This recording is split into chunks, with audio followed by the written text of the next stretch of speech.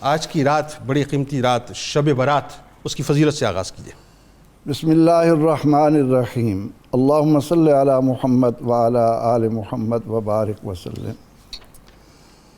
جنید صاحب، آپ نے جس خوبصورت انداز میں سننے والوں کو اس رات کی اہمیت کی طرف متوجہ کر دیا ہے، یقیناً ان کے قلب و ضمیر پر دستک پڑی ہوگی۔ جزاک اللہ۔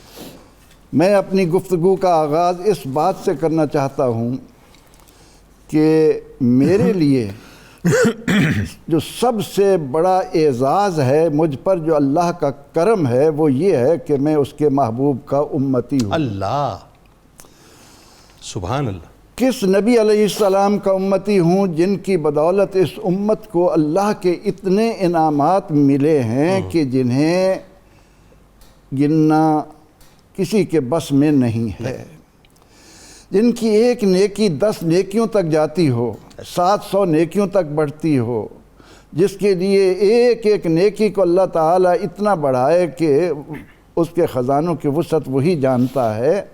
اس نے اپنے فضل و کرم سے مجھے اگر زندگی دی تو اعلان کر دیا وما خلقت الجن والانس الا لیعبدون۔ تیری زندگی کا مقصد اپنے رب سے اپنے تعلق کو مضبوط بنانا ہے، اس سے اس کی رحمت لینی ہے۔ مجھے میرے رب نے فرمایا کہ میں نے کتاب اپنے بندے پر کیوں اتاری کہ یبشر المؤمنین الذین یعملون الصالحات ان لہم اجرا حسنا۔ یہ اس لیے آئے ہیں کہ یہ ان مومنوں کو خوشخبری سنائیں جو اعمال صالحہ بجا لاتے ہیں، ان کے لیے بہت بڑا اجر ہے۔ اللہ، اس کے کرم کا کیا کہنا کہ وہ اپنا بندہ اس کو بناتا ہے کہ والذین یبیتون لربہم سجدا وقیاما۔ اللہ اکبر، سبحان اللہ، سبحان اللہ۔ کہ جن کی راتیں اللہ کے حضور سجدہ کرتے ہوئے، رکوع کرتے ہوئے گزرتی ہیں۔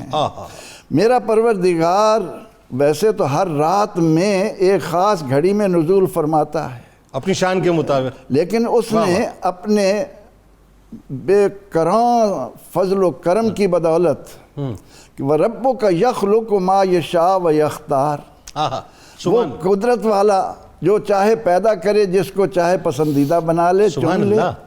اب اس نے ماہ و سال اسی نے بنائے، لیکن ان میں سے اس نے مہینوں میں سے رمضان کو، اس کے بعد شعبان کو، اس کے بعد رجب کو جو عزتیں دیں وہ اسی کا کام ہے۔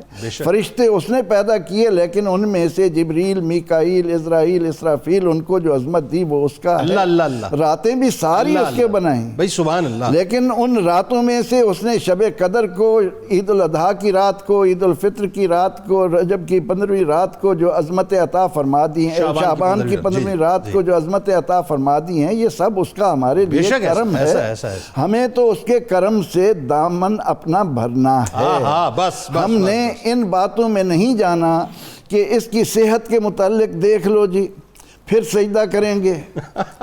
جن لوگوں نے قرآنی تعلیمات، اس کی صحت کے بارے میں دیکھ لو تو جو عام دنوں میں ہم نے عبادتیں کر لی، وہی میں عرض کرنے لگا ہوں، اس کی صحت کون بتائے گا وہ قبول ہوئی کہ نہیں ہوئی؟ وہی میں عرض کرنے لگا ہوں کہ قرآن کریم نے تو ہمیں کہا کہ اعمال صالحہ بجا لائیں، لیکن ہمارے وہ اسلاف جن کے کئی سال عشاء کے وضو سے فجر کی نماز میں آئے، سبحان اللہ۔ اور حقیقی بات یہ ہے کہ دینیات کے ایک ادنا طالب علم کی حیثیت سے میں اللہ کی ذات پر وثوق کرتے ہوئے امت کو بتا دینا چاہتا ہوں کہ 6 صدی ہجری کے بعد اس وقت تک اس روئے زمین پر عبد القادر جیلانی جیسا عالم کوئی پیدا نہیں ہوا۔ بے شک، بے شک، بے شک۔